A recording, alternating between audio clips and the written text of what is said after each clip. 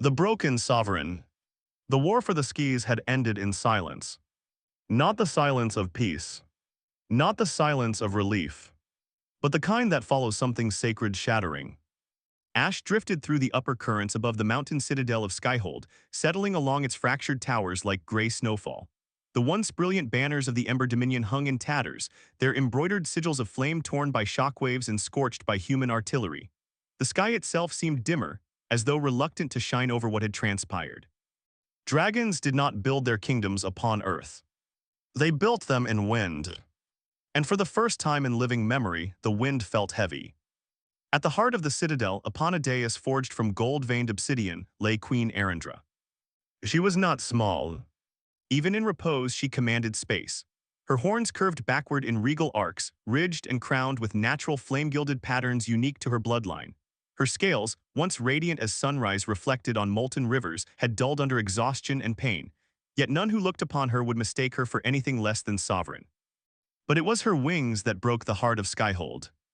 They hung wronged, twisted, their elegant architecture warped into unnatural angles, membrane torn in ragged crescents, royal plating cracked where specialized human projectiles had struck with engineered precision. Beneath the shimmering scale lattice, bone structures had fractured in multiple places, clean, unnatural breaks unlike those caused by claw or fang. The queen who had once ruled the upper thermals with effortless grace now lay grounded. The dragons gathered in the hall did not roar. They whispered. She shielded the hatcheries when the cannons breached the eastern ridge. She held the ascent corridor alone. She drew their fire. They built weapons meant for her. The last statement lingered like poison.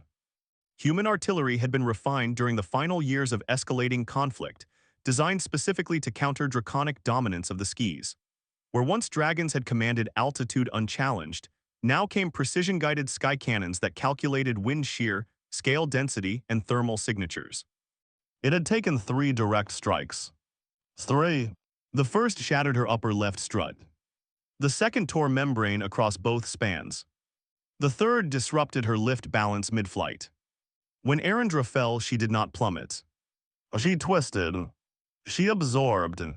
She redirected impact away from the hatchery below. And she struck the stone terrace instead. The war ended within hours. Dragons would not continue fighting while their queen lay broken. Humans, seeing her fall broadcast across reconnaissance feeds, understood the magnitude of what had happened. A symbol had fallen, and symbols shaped wars. Now she lay beneath vaulted ceilings carved with ancestral victories, breathing slow and controlled. The royal healers had done everything within their knowledge. They brought molten restorative salves forged in volcanic crucibles.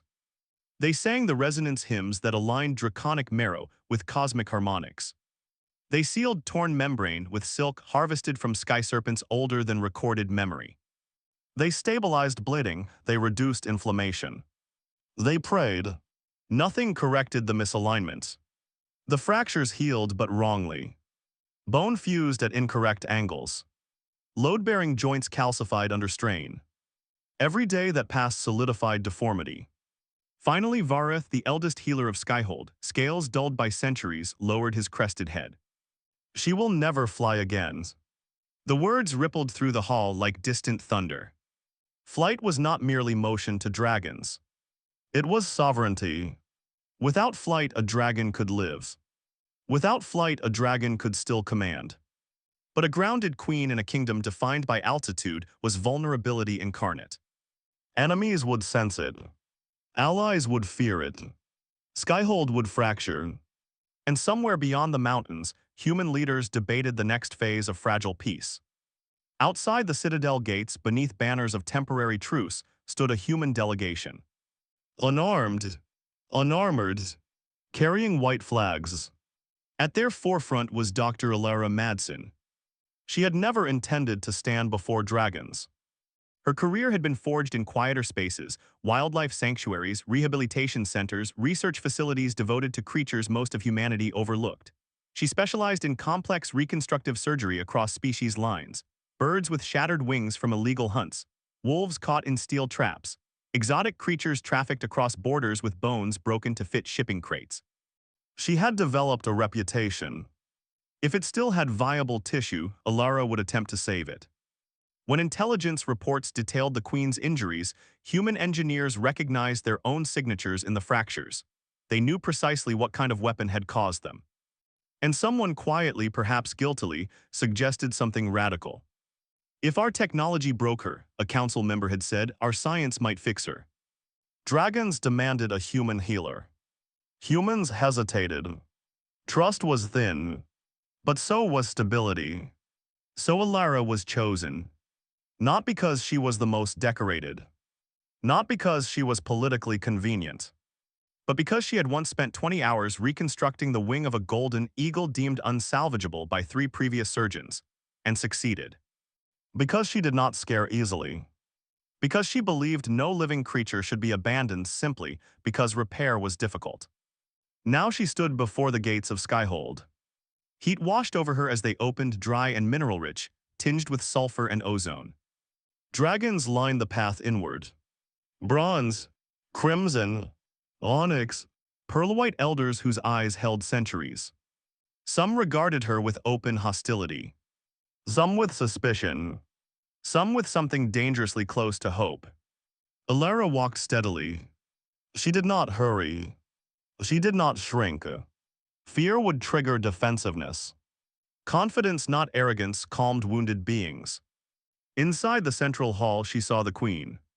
For a moment, her breath caught. Arendra was magnificent even in injury. Her presence filled the chamber not by size alone, but by gravity, an intangible authority woven into every line of her body. Then Alara saw the wings fully. And her clinical mind took over. Compound fractures, membrane avulsions, improper calcification, load-bearing distortion. Not hopeless, but close. Arendra's golden eyes opened slowly as the human approached. So the Queen's voice rolled like distant thunder layered with silk. The architects of my fall sent a healer. Alara bowed, not deeply enough to diminish herself, not shallow enough to insult. I was sent because your injuries were caused by our technology, she replied evenly. That makes them our responsibility. A murmur stirred among the dragons. Responsibility. Not apology. Not excuse. Arendra studied her. You do not tremble. I work with injured predators for a living, Alara said. If I tremble, they panic. A faint, almost imperceptible shift touched the Queen's gaze. Amusement. Pain twisted across her expression as she adjusted slightly. One damaged wing trembled under its own weight. Alara stepped closer, stopping within respectful distance. May I examine the injury? She asked. A pause. Then Arendra extended one talon slowly. Approach. Up close, the scale patterning revealed extraordinary complexity. Filament networks embedded beneath armor, vascular channels supporting both lift and thermoregulation. Dragons were biological masterpieces of evolutionary adaptation and ancient refinement. And someone had built weapons to break that masterpiece. Alara's jaw tightened briefly. She began with visual assessment, moving methodically along the wing's length. Her gloved fingers hovered before making contact. Inform me if pressure becomes intolerable, she said quietly. The Queen inclined her head. Alara pressed gently along a fracture ridge. The response was immediate, micro-tremor along the muscle chain, slight dilation of the pupil, a tightening of talon grip against the platform. Pain threshold high, but not infinite. She moved to the joint. The calcified angle was wrong by approximately 8 degrees, enough to destabilize lift under stress. Time had already begun sealing the error permanently. How long since impact? Alara asked. 27 days, Varath answered. Too long. And yet, not irreversible. Alara stepped back slowly. The hall waited. Well, demanded a bronze guardian near the dais. Alara inhaled once. Your queen can fly again. The chamber froze. But not as she is. Murmurs sharpened. Her fractures have fused incorrectly, Alara continued. If we allow them to finish healing in this alignment, the wings will fail under load. We must re-break specific sections, realign them, and stabilize internally. A low growl rippled outward. You would break her further, one dragon snarled. To heal her correctly, Alara replied evenly. Right now her body is healing wrong. If we intervene now, she has a chance. If we wait, she has none. Arandra's golden gaze narrowed slightly. And if you fail? Then I fail, having tried every possible solution, Alara answered without flinching. But I don't intend to fail. Silence stretched heavy as stone. Then the queen lowered her head until her eye met Alara at level. You understand, she said softly, that if I die beneath your hands, this fragile piece will fracture beyond repair. I understand, Alara replied. And you still offer your hands? Oh yes. Arandra held her gaze for a long moment. Then she spoke not to the human, but to her court. No claw shall threaten this healer, no flame shall test her. She carries my wings in her care. The decree echoed like law carved in granite. In that moment something shifted. Not forgiveness. Not yet. But possibility. Alara exhaled slowly. Then we begin immediately, she said. Because hope once offered could not be allowed to cool. Outside the sky remained empty. But within the shattered heart of Skyhold, a different kind of fire began to kindle. Not warfare. Not pride. But determination. Her royal wings were said to be beyond saving. And for the first time since the war ended, someone believed otherwise. The reforging of wings. The Skyhold had always been a place of motion. Wind threading through open archways, hatchlings racing along heated stone corridors, guardians launching from high terraces in thunderous bursts of flame and air. Now it held stillness like a drawn breath. For 3 days after Alara's declaration, the Great Hall transformed. Dragons carried in sheets of polished volcanic glass to create sterile surfaces resistant to heat and flame. Human engineers, working under tight escort, assembled modular surgical equipment flown in under truce banners. Stainless steel tables stood beside ancient braziers carved with draconic runes. Portable generators hummed beside reservoirs of molten restorative salve. It looked improbable. It looked fragile. It looked like two civilizations trying very hard not to break each other again. At the center of it all lay Queen Arandra. She had not moved from the golden dais except when absolutely necessary. The misaligned wings caused pain even in stillness, now that Alara had begun subtle manipulation exercises to assess muscular response. Each micro-adjustment revealed how desperately the bones needed correction. Human sedation, Varath had asked on the second evening. Alara had considered it carefully. Full sedation would stress her cardiovascular system, she'd replied. Dragons metabolize faster than any species I've studied. Dosage margins are unpredictable. If her heart spikes under stress, we risk hemorrhage. She will not lose consciousness, Arandra had stated from where she rested. Alara had looked at hers. This will hurt. I am aware. There had been no drama in the Queen's tone. Only fact. So they compromised. Localized nerve blocks developed from Alara's rapid analysis of draconic blood chemistry, cooling compounds derived from human trauma medicine, and something unexpected, Varath's resonance hymns, designed not to heal bone but to stabilize heart rhythm under pain. 2 sciences. 1 patient. On the morning of the procedure, the hall filled. Not crowded but full. Dragons lined the upper perches, silent as statues.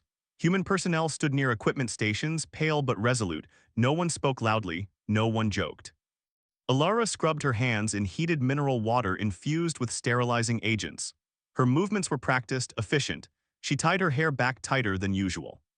When she approached the queen, Arandra's golden eye opened fully. You have not slept, the queen observed. I've slept enough, Alara replied. It was not entirely true. She had spent the night reviewing anatomical sketches Varath provided, hand-drawn maps of royal wing architecture dating back centuries. She'd cross-referenced them with human structural engineering models. She'd calculated stress loads. She reworked her approach twice. Failure was not acceptable. Not medically. Not politically.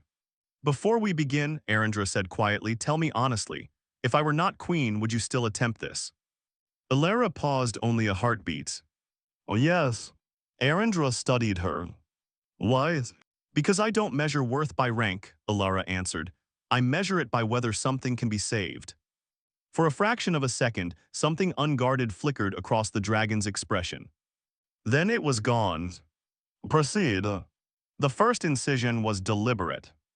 Alara traced the calcified ridge along the left wing's upper strut and marked the intended osteotomy line with surgical dye. The surrounding scales had been gently retracted using specialized clamps forged by draconic smiths overnight to her specifications. Beginning exposure, she said clearly for everyone watching. The blade touched scale and parted along a natural seam between plates. Dragon scale was harder than bone in many regions, but layered. She navigated carefully, avoiding vascular channels identified in prior imaging. Warm blood welled. Thicker than humans. Brighter. Human assistants moved quickly, suction, cauterization, pressure control. Varith began a low harmonic chant, not mystical but rhythmic, helping stabilize Arendra's breathing. The queen's talons tightened against the reinforced platform. But she did not roar. Alara reached the fused fracture line. Up close, the problem was even clearer. The bone had begun to overgrow in response to trauma, nature's attempt to stabilize instability. But in doing so, it had locked misalignment into place. She positioned the precision cutting instrument, an adapted oscillating saw designed originally for equine orthopedic surgery. Controlled separation, she murmured. The first vibration traveled through bone. Arendra's entire wing spasmed. A tremor passed through the hall as dragons instinctively shifted. The saw bit deeper. Crack. The sound echoed sharp and wrong. Several younger dragons flinched visibly. Arendra's breath hitched, but she held. Alara withdrew the tool and immediately inserted a temporary spreader to prevent splintering. Fracture reopened, she reported, alignment phase. The titanium rod, custom-engineered after analyzing draconic bone density, was brought forward. Lightweight, flexible under high stress, biocompatible. Alara guided it along the inner channel of the strut, adjusting angle by millimeters. No, she muttered softly to herself, 2 degrees more. As she shifted, the wing trembled. Then, the alignment clicked into place. Even Varith inhaled sharply. The curvature now matched the anatomical blueprint precisely. Securing internal brace, Alara said. Micro-anchors were inserted through pre-drilled points between scale plates. She tightened them gradually, ensuring equal distribution of tension. When she stepped back briefly, the wing lay straighter than it had since impact. The second fracture along that same wing required similar intervention, but it had calcified less aggressively. It yielded more cleanly under her guidance. Hours passed. Sweat beaded along Alara's spine despite the heated chamber. Her human assistant Matea whispered at one point, "Vitals stable." She nodded without looking up. The left wing structurally was reforged. Now came the membranes. The torn arcs resembled battle banners shredded by cannon fire. She trimmed necrotic edges with delicate scissors, preserving viable tissue wherever possible. "Silk," she requested. Varith stepped forward, presenting shimmering threads harvested from sky serpents that nested along the upper thermals.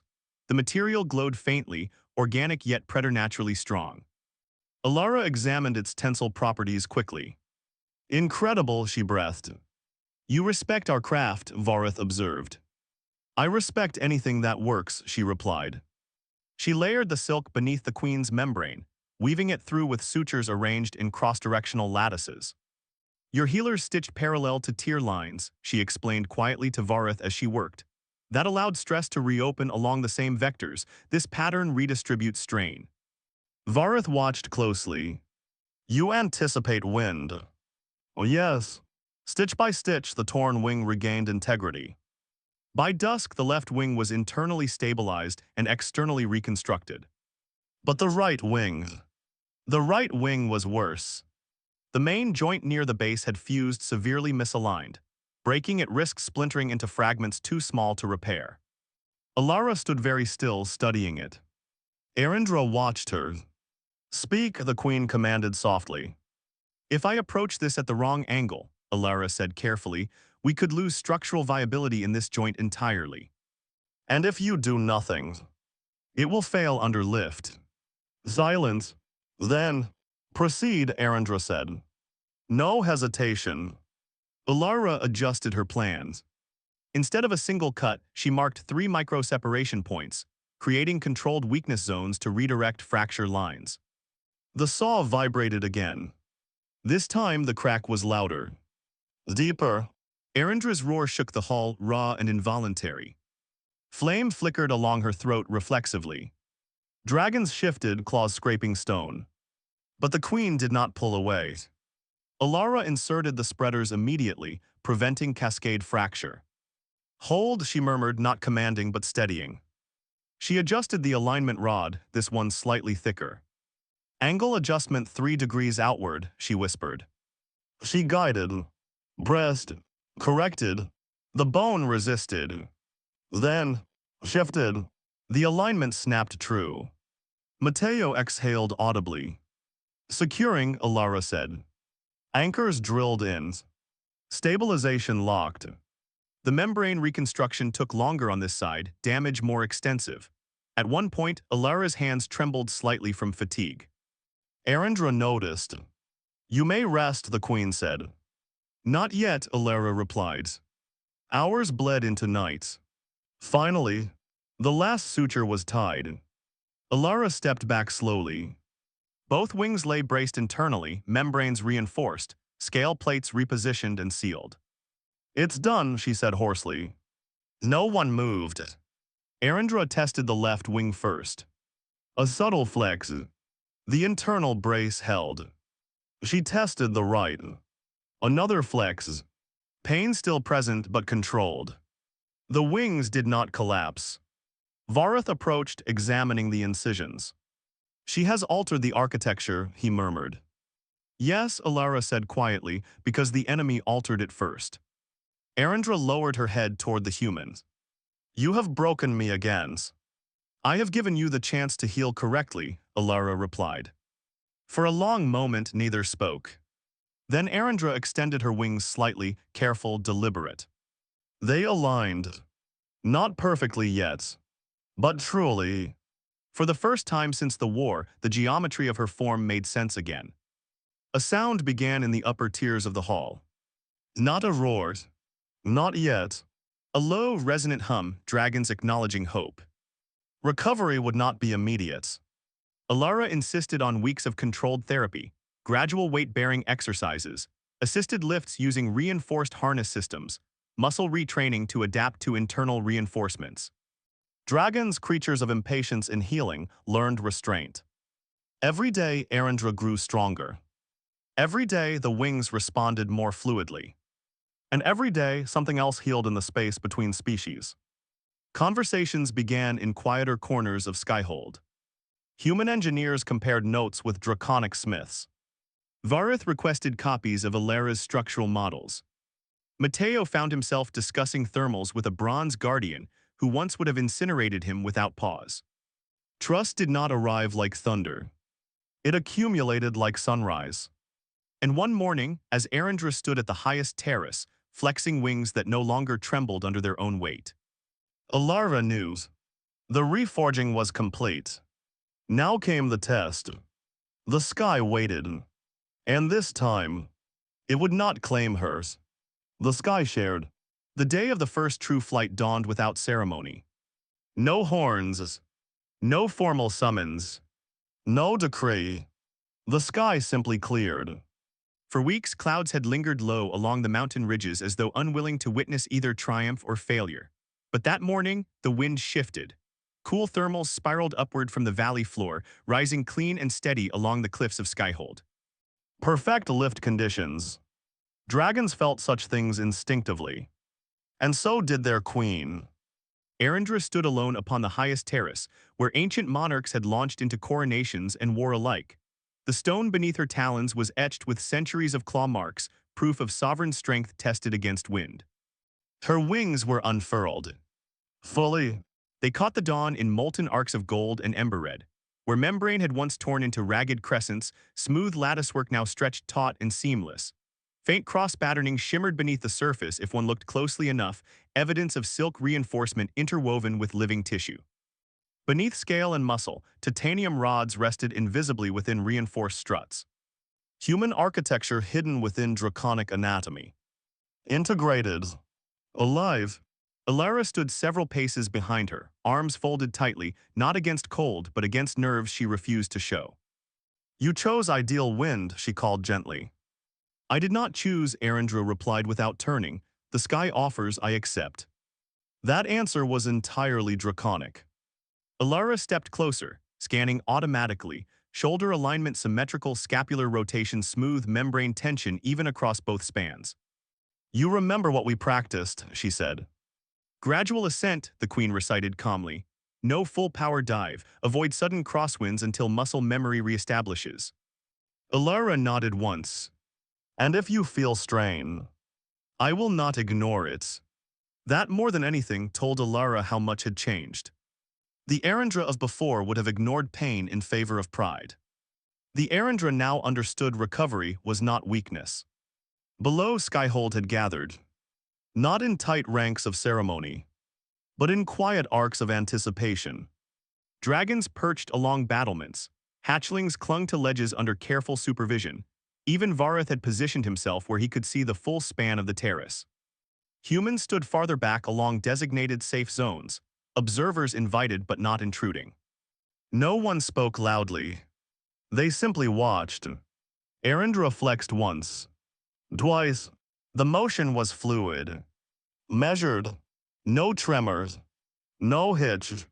She lowered her center of gravity slightly and angled her wings to catch the rising thermal. For a single suspended heartbeat. She hesitated. Not from fear, but from memory. The last time she had leapt from this height, iron thunder had torn through her sky. The last time she had trusted wind, it had betrayed her under engineered assault. Alara sensed it. You are not falling this time, she said quietly. Arendra's golden eye shifted back toward the human. No, she agreed. Then she leapt. The first second belonged to gravity. The second belonged to choice. Her wings snapped downward in a powerful stroke, controlled, perfectly aligned. Lift caught. Not unevens. Not stuttering. True. She climbed. Gasps rippled across the terraces as the queen ascended above the highest tower spires. Her wings beat again. Stronger. Higher. No collapses. No wobbles. The rods within her struts distributed stress precisely as designed. The cross-lattice membrane absorbed tension without tearing. Muscle groups, painstakingly retrained under Alara's relentless therapy sessions, engaged in synchronized harmony. At 50 meters, she angled slightly into a lateral sweep. Clean. At 100, she banked. Smooth. A sound began low in the chests of gathered dragons. A hum. Building.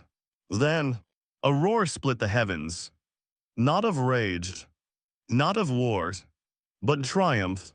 Arendra climbed until she became a blazing silhouette against morning sun. At apex, she folded one wing slightly, initiating a controlled spiral descent, testing rotational stability. Alara's breath caught despite herself. The spiral held. At the last moment, the queen extended fully, catching wind with perfect symmetry, and leveled into a glide that swept across the entire Skyhold perimeter. When she landed, the impact reverberated like a drumbeat of rebirth. She stood tall, unshaken, whole. The roar that followed shook stone loose from battlements. Hatchlings squealed. Guardians pounded talons against rock. Even humans, hesitant at first, found themselves applauding instinctively. Arendra lowered her wings slowly and looked at Alara. Not from above, but directly. You were correct, the queen said. Alara exhaled a laugh she hadn't realized she was holding. I usually am. For a moment, something dangerously close to laughter echoed beneath draconic thunder. Recovery did not end with that flight. It evolved. Daily ascents grew longer, maneuvers grew sharper. Controlled dives reintroduced full-strain loads gradually. The reinforced segments proved stronger than predicted, stress simulations translated into real-world performance flawlessly. But something else changed alongside muscle and membrane. Dragons began approaching the human surgical station with questions. Not challenges. Questions. How does steel bond to living bone without rejection? What material properties allow flexibility under load? Can reinforcement be adapted to hatchling wing malformations? Alara answered each inquiry with patience and detail. In return, Vareth demonstrated resonance mapping, showing how subtle harmonic frequencies could stimulate cellular regeneration. Human researchers recorded every note with reverence. Within weeks, a joint workshop emerged in one of the lower chambers. Half laboratory, half forge. Human drafting tables stood beside molten crucibles. Dragonsmiths experimented with lighter alloys informed by human aerospace engineering. Human surgeons studied draconic tissue elasticity under supervised observation. The war had once been a contest of dominance over the sky. Now the sky was becoming shared territory of knowledge. One afternoon, as Arendra completed a full-power vertical climb and landed beside Alara, she spoke quietly. "You altered more than my wings." Alara removed her gloves slowly. "I repaired what was broken." "No," Arendra said gently, "you shifted how we perceive your kind." Alara glanced toward the distant human delegation. "Perception takes longer to heal than bone." "And yet," the queen replied, extending one wing slightly, "mine healed because you were allowed to try." Silence stretched between them, not uncomfortable. Meaningful. The formal convocation was scheduled a month after the first successful flight. Dragons gathered in ceremonial formation along the great courtyard. Humans arrived in modest numbers: diplomats, engineers, medical scholars. At the center stood a circular platform, newly forged from draconic gold, interwoven with human steel beams. A symbol. Arendra descended from above, not alone this time. Two younger dragons flanked her, not as guards but as witnesses to transition. Her landing was flawless. She raised her wings in full span. They said, her voice rolled outward across stone and sky alike, that my royal wings were beyond saving. Murmurs. They said the war had ended not in truce, but in permanent diminishment. Her gaze swept both species. They were wronged. She lowered one wing toward Alara, who stood at the platform's edge. "I was broken by human weapons," Arendra continued. "I was restored by human hands." The statement carried weight heavier than any proclamation. "In war, we learned how precisely we could destroy one another," she said. "In healing, we learned how precisely we could rebuild." She extended both wings outward, sunlight blazing through reinforced membrane. "Let the sky no longer be contested ground." Her talons struck the platform once. "Let it be shared." The reaction was not explosive. It was steady. Dragons began leaping into the air, not in battle formation but in synchronized arcs of spiral ascent. Humans below watched not with fear, but with awe untainted by tension. Vareth stepped beside Alara. "You changed our trajectory," he murmured. Alara shook her head faintly. "She allowed it." Above them, Arendra executed a sweeping dive, full power now, pulling up sharply at the last possible moment. No strain, no failure, only strength reborn. Months later, the first joint academy broke ground. It was constructed along a mid-level terrace where wind currents were steady but not extreme. Human classrooms were built with reinforced ceilings to accommodate curious dragons. Draconic lecture halls were carved with acoustics tuned for both spoken word and harmonic resonance. The crest chosen bore a single image. A winged, half-scale, half-steel. Alara had not intended to remain in Skyhold long-term. Her work elsewhere awaited. But on the day the Academy's foundation was laid, Arendra requested her presence atop the highest terrace once more. "You will depart soon," the queen said as wind tugged gently at her mane of ember-threaded scales. "Yes," Alara admitted, "there are others who need help." "You have earned permanent perch here." Alara smiled faintly. "I'm not built for perches." Arendra angled her head thoughtfully. "You are built for repair." "Something like that." The queen extended one wing downward. "An invitation." Alara stepped forward and placed her palm against the reinforced edge. "Warm, solid, alive." "You fly differently now," Alara observed quietly. "Oh yes, stronger." "Balanced," Arendra corrected. "Before I trusted instinct alone, now I understand structure." Alara nodded. "That's usually how growth works." Without further warning, Arendra lowered herself and extended a talon carefully. Alara recognized the gesture instantly. "You're serious," she said. "Oh yes." With steady hands, Alara grasped the talon. The queen leapt. Wind swallowed them. Alara felt the surge of lift through reinforced muscle, through silk-latticed membrane, through titanium-strutted bone. They climbed. Higher. Skyhold shrank below into patterned geometry of stone and flame.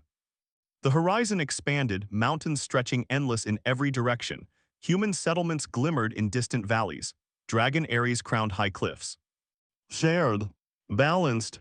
Erindra leveled out, allowing Alara to see the world from sovereign height. Does it frighten you? The queen asked. Alara looked down once. Then forward. No, and she meant it. Because this sky no longer felt like contested territory. It felt like possibility. They banked together, human and dragon tracing twin arcs through open air. Below, both species watched. Not as rivals, not as enemies, but as witnesses to something unprecedented.